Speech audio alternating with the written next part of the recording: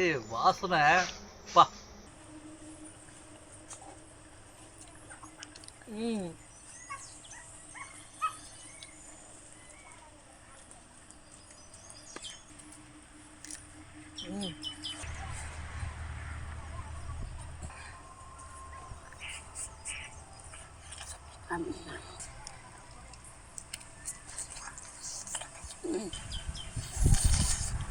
பூ போல போட்டுருக்க.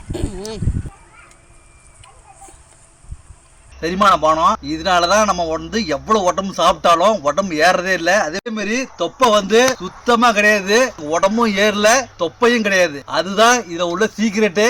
எலுமிச்சை சாறு, பூண்டு சாறு, இஞ்சி சாறு, ஆப்பிள் வினிகரு, தேன், இது 5 போட்டுதான் அது நல்லா கொதிக்க வச்சு யூஸ் பண்ணீங்க. எவ்வளவு வேணாலும் என்ன பிரியாணில இருந்து வெஜ்ஜி, நான்வெஜ்ஜி, ஃபுல் மீல் என்ன வேணாலும் சாப்பிடலாம்.